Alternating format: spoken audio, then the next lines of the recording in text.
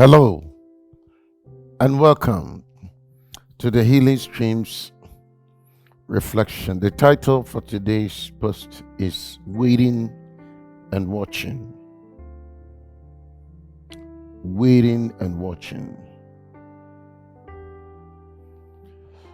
I believe that the expectant love of Christians is, as Jesus said, wait and watch and pray.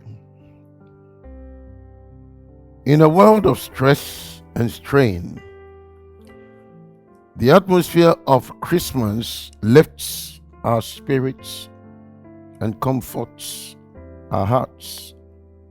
The anticipation for Christmas seems to rally the world and bring joy to our homes. Yes, we want more of it. We always have.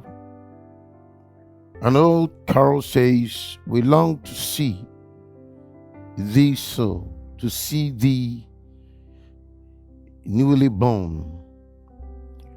We long for Christmas more. The sands of time run slow. If you and I travel back across the sands of time to the first Christmas, we will find two special groups who anticipated the manger and the Messiah. They too longed to see him and to embrace the surprising joy Jesus was bringing to the world. They needed it, and they were eager to see him face to face.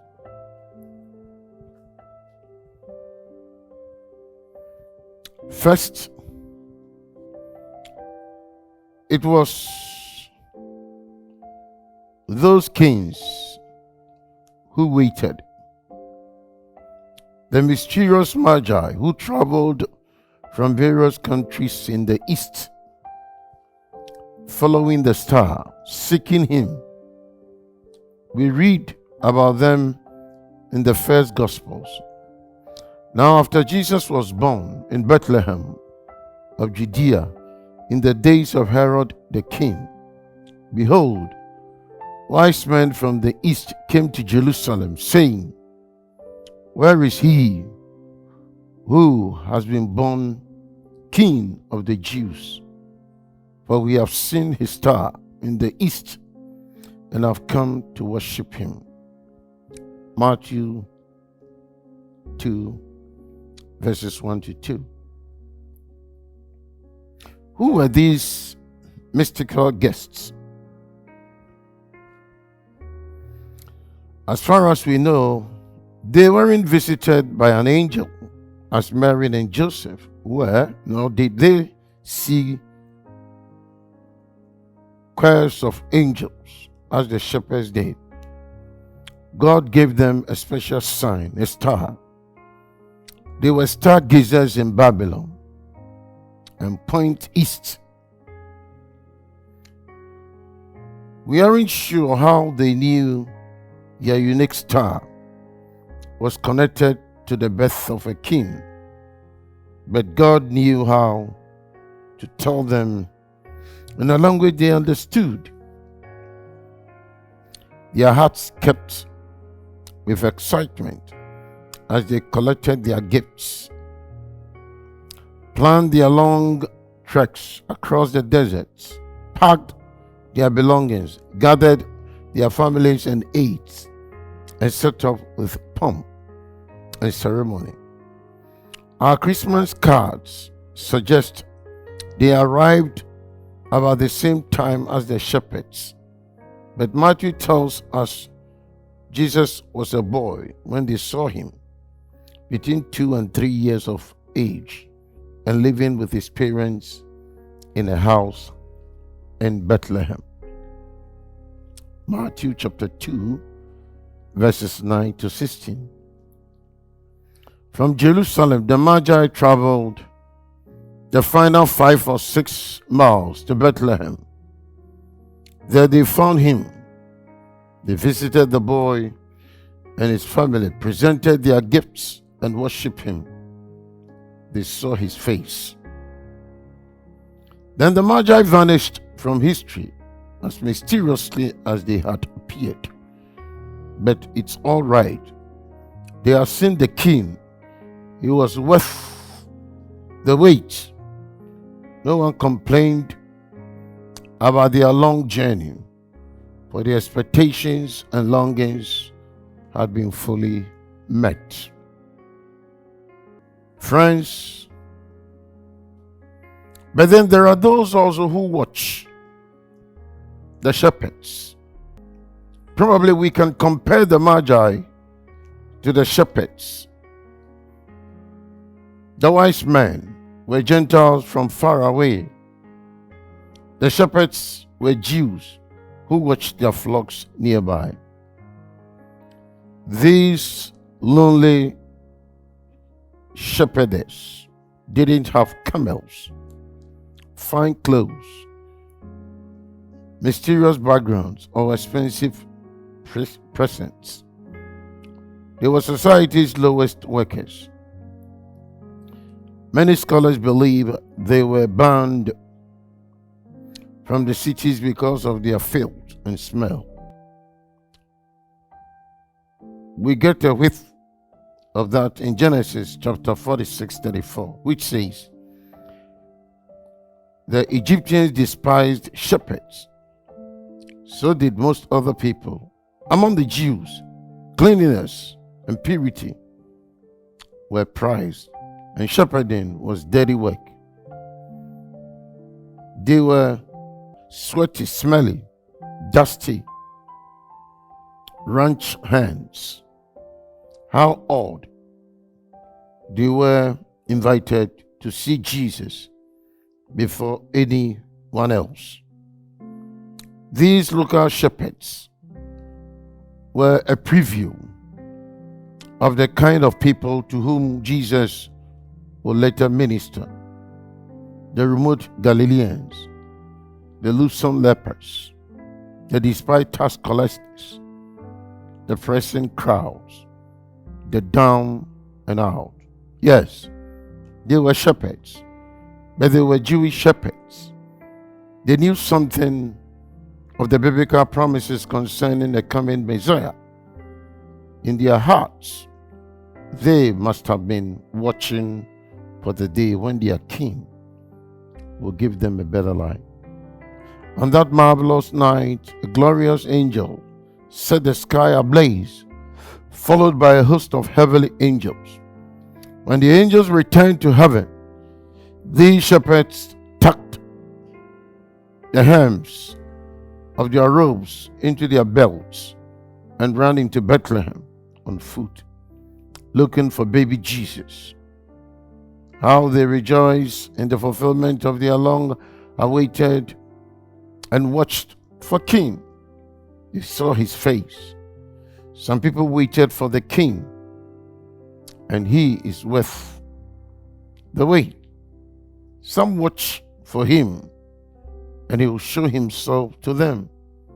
Everything about Christmas points to the expectant love with which we should seek and find him. But then, there is the one also who worried. There was one foul spirit in the story, one who worried. It was the real Christmas creep, Herod the Great. We know a lot about him from the Bible and from ancient historical sources. He was aged, ill, irritable, paranoid, and brutal. He wasn't happy that a vast delegation from Asia had shown up in the city seeking another king of the Jews. His anxieties made him tremble with rage and all Jerusalem trembled with him. Herod never saw the child's face, never felt his grace, never experienced his love. He represented everything that would later oppose Christ. What he longed to do, his ilk accomplished. Daily, also years later, nailing the Messiah to the cross. But even then, God turned the tables, lifted Christ from the dead, and used him to provide salvation to the world. Beloved, don't live with anxiety, paranoia, and fear. Be wise like the Magi. Be humble like the shepherds. Be eager and expectant for the love of Christmas. For the Lord wants to appear to you. He wants to see Jesus more clearly this Christmas. Therefore, slow down during this Christmas period, because this time of the year is a time that you need to understand that there's so much activities that if you are not very careful, it will sap your energy. Yes, we all know that during this time of Christmas, there is intense shopping, cooking, and entertaining that jumbles our schedule. Christmas is a perfect time to slow down, at least for a night or two, perhaps for a day or so. The lights, candle, and decorations provide a tender atmosphere. Soft music helps. All our electronic devices, even our phones, half of bottoms, the covers of our Bibles still open, and so is the listening ear of the Lord. In the busyness of the Christmas season, my dear brother, my dear sister, make room for him in your schedule through prayer and time in his word. That is what makes the Christmas season truly meaningful. That is the Christmas hush. Yes. Do you want to slow down? I want to slow down Christmas and enjoy and feel the bliss in knowing the Son, this baby, Jesus, was sent for you and for me. C.S., a renowned Christian. As for me, I am watching and waiting for his return. I hope you are doing the same. He first came in humility as a lamb to be slain. When he comes again, it will be a majesty. It will be in majesty as a lion to reign. The Old Testament predicted his first coming, and he arrived in the fullness of time. Both the Old and the New Testament predict his second coming as well. Jesus himself told us, watch therefore, for you do not know what hour your Lord is coming. Matthew chapter 24:42. He said, let your waist be girded and your lamps burning, and you yourself be like men who wait for their master when he will return. Luke 12:35-36. Watch therefore and wait. Live, my brother, my sister, live in an undying sense of anticipation. Stay excited for the future. Think of Christ with each new sunrise. Trust him when the sun goes down, expect Him to bless you and work through you in ways you cannot imagine. The Christmas spirit, the true Christmas spirit, is the Holy Spirit. Gives us a longing for Christ that far exceeds the excitement of children waiting to open their presents. He gives us the certain hope of seeing Him and being in His presence. And presence is better than presents. But we don't have to wait for His return to know and fellowship with Him. Brothers and sisters, we all know that the shepherds and the wise men enjoy the wonderful privilege in beholding Jesus face to face. The disciples were given quite a gift in hearing the teachings of Jesus in person. But you and I have something even more wonderful. Jesus is just as alive today as He was in the first century, and we can have a much closer relationship with Him than those who knew Him when He walked on earth. The Apostle Peter wrote, though you have not seen Him, you love Him, and even though you do not see Him now, you believe in Him and are filled with an inexpressible and glorious joy. 1 Peter 1:8. This Christmas, take time to walk with the Lord, to love Him, and to feel His love. And make sure to watch and wait for His soon return.